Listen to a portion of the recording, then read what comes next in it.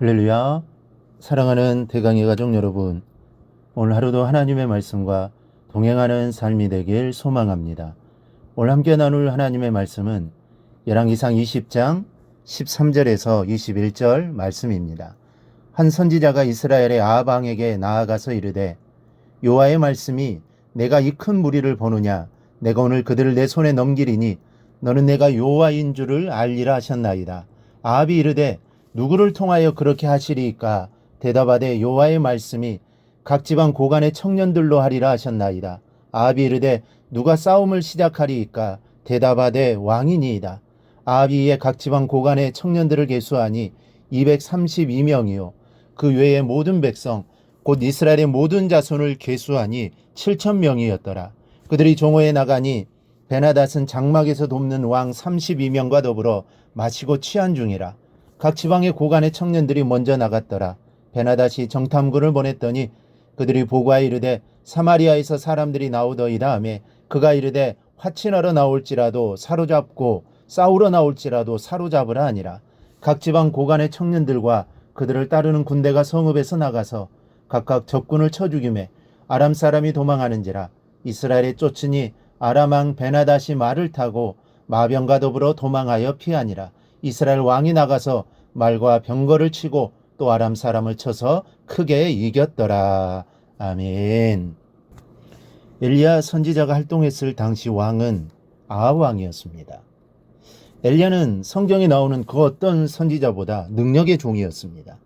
갈멜산에서 바알 아세라 선지자 850명과 대결해서 이기기도 했었고, 비를 오지 않게도 하고 또 오게도 했던 능력의 선지자였습니다. 그런데 이렇게 능력의 선지자가 있는데 그 당시 아합 왕은 그 어떤 왕들보다 패역한 왕이었습니다. 열왕기상 16장을 보면 아합이 이전에 모든 사람보다 여호와 보시기에 악을 더욱 행하여 여로보암의 죄를 따라 행하는 것을 오히려 가볍게 여기며 바알을 섬겨 숭배하였다고 했습니다. 여로보암 왕은 어찌 보면 우상 숭배의 시작이라고 할 수 있습니다. 그런데 그런 왕보다, 그리고 모든 사람보다 더욱 악을 행하였고 죄를 따라 행하는 것을 오히려 가볍게 여기며 우상을 섬겼던 사람이었습니다. 또 21장을 보면 예로부터 아합과 같이 그 자신을 팔아 여호와 앞에서 악을 행한 자가 없었다라고 기록하고 있습니다. 구약에 많은 왕들이 있지만 어찌 보면 아합 왕만큼 악을 행한 왕은 없을 것입니다. 즉 아합은 그런 왕이었습니다. 그런데 오늘 본문을 보면 그럼에도 불구하고 하나님이 아합을 크게 도와주시는 장면이 나옵니다. 1절을 보니 아람의 베나닷 왕이 그의 군대를 다 모으니 왕 32명이 그와 함께 있고 또 말과 병거들이 있더라. 이에 올라가서 사마리아를 에워싸고 그곳을 치며라고 했습니다. 당시 아람 영토 안에는 많은 도시 국가들이 있었고 그 도시마다 왕들이 있었습니다. 베나닷은 이들 32명의 왕들을 모아 연합하여 이스라엘을 침공했던 것입니다. 그러니 그 숫자가 얼마나 많겠습니까? 그런데 이때 하나님은 아합을 적극적으로 도와주고 계십니다. 그럼 하나님은 어떻게 아합을 도와주셨을까요? 먼저는 선지자를 보내어 도우셨습니다. 13절을 보면 한 선지자가 이스라엘의 아합 왕에게 나아가 이르되, 여호와의 말씀이 내가 이 큰 무리를 보느냐, 내가 오늘 그들을 내 손에 넘기리니 너는 내가 여호와인 줄을 알리라. 하나님께서 베나닷을 왕의 손에 넘기시겠다고 이 말씀하신 내용을 무명의 선지자가 전하게 됩니다. 그리고 그 이후 말씀을 보면 구체적으로 누가 나가서 싸워야 할 것까지 지시하고 있습니다. 정말로 놀라운 은총이요 하나님의 자비가 아닐 수 없습니다. 또 장로와 백성들을 통해 도우셨습니다. 베나닷의 침공으로 공포에 질려버린 아합은 장로들을 불러놓고 이 답답한 사정을 털어놓습니다. 7절을 보면 그가 내 아내들과 자녀들과 내 은금을 빼앗으려고 사람을 보내었으나 내가 거절하지 못하였노라. 그러나 8절을 보면 장로와 백성들이 이렇게 말합니다. 왕은 듣지도 말고 허락하지도 마옵소서.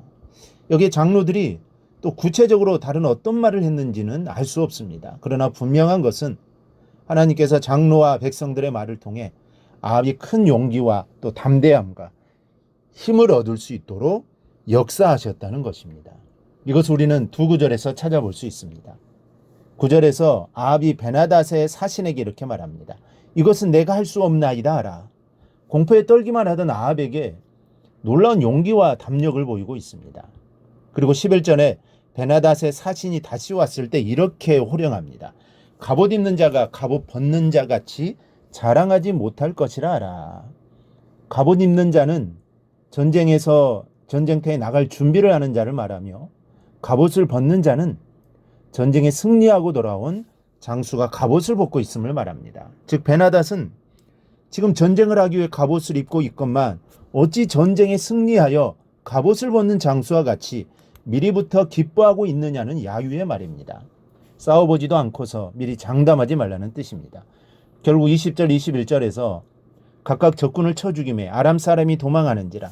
이스라엘이 쫓으니 아람 왕 베나닷이 말을 타고 마병과 더불어 도망하여 피하니라. 이스라엘 왕이 나가서 말과 병거를 치고 또 아람 사람을 쳐서 크게 이겼더라 했습니다.